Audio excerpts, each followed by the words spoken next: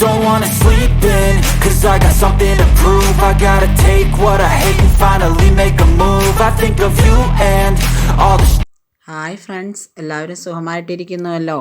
അപ്പം നമ്മൾ ഇന്നൊരു കുഞ്ഞു വ്ളോഗ് ചെയ്യുകയാണ്. ഇത് റേഷൻ കടയിലേക്ക് പോവുകയാണ് കേട്ടോ. റേഷൻ കടയാണ്, ഞങ്ങളുടെ റേഷൻ കടയാണ്. വളരെ പെർഫെക്റ്റായ റേഷൻ കടയാണ് കേട്ടോ. നല്ല രീതിയിൽ കാര്യങ്ങൾ ചെയ്യുന്ന ഒരാളാണ് റേഷൻ കടയുടമ. അപ്പോൾ അദ്ദേഹം ഓരോ കാര്യങ്ങൾ ചെയ്യുന്നതാണ് ഞാൻ കാണിക്കുന്നത്. കണ്ടല്ലോ. ഓണാശംസകൾ. ഹാപ്പി ഓണം.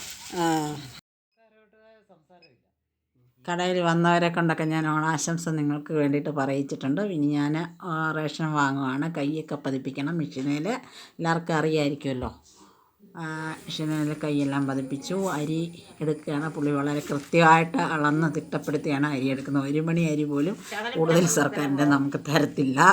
അതാണ് ആള്. കണ്ടല്ലോ. എന്നാ പറഞ്ഞേനാ ഇങ്ങനെ നോക്കിയേ. ഹാപ്പി ഓണം. കടയുടമ നിങ്ങൾക്ക് വേണ്ടി ഹാപ്പി ഓണം പറഞ്ഞിട്ടുണ്ട്. അതിനുശേഷം ഞാൻ ഓണക്കിറ്റ് വാങ്ങി. ഓണക്കിറ്റിനകത്തുള്ളൊരു സാധനങ്ങൾ ചെറുതായിട്ടൊന്ന് കാണിക്കുകയാണ്. പിന്നെ പഞ്ചസാരയുണ്ട്, മഞ്ഞൾപ്പൊടിയുണ്ട്, പിന്നെ നമുക്ക് പായസത്തിനുള്ള അരിയുണ്ട്, പരിപ്പുണ്ട്, പിന്നെ നമുക്ക് കിട്ടുന്നത് ചെറുപയറുണ്ട്, പിന്നെ അതിനകത്ത് കുറച്ച് ഏലക്കായുണ്ട്, നട്ട്സുണ്ട്, മുളക് പൊടിയുണ്ട്, തേയിലപ്പൊടിയുണ്ട്. എല്ലാം ഒന്നും ഞാൻ കാണിക്കുന്നില്ല, ചെറുതായിട്ടൊന്ന് കാണിക്കുന്നു എന്നൊക്കെ ഉള്ളൂ കേട്ടോ. പിന്നെ നമുക്കതിനകത്ത് നെയ്യുണ്ടായിരുന്നു, തേയിലപ്പൊടി, ഇത്രയൊക്കെ സാധനങ്ങളാണ്. എല്ലാം വാങ്ങി.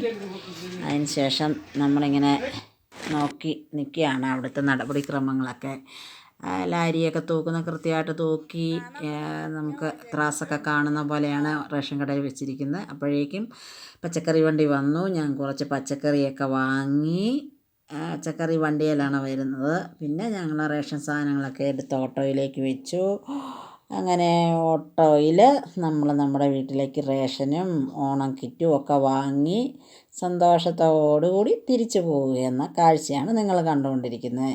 ഇത് ഇഷ്ടമായെങ്കിൽ എല്ലാവരും ഒന്ന് ലൈക്കും സബ്സ്ക്രൈബും ചെയ്യുക.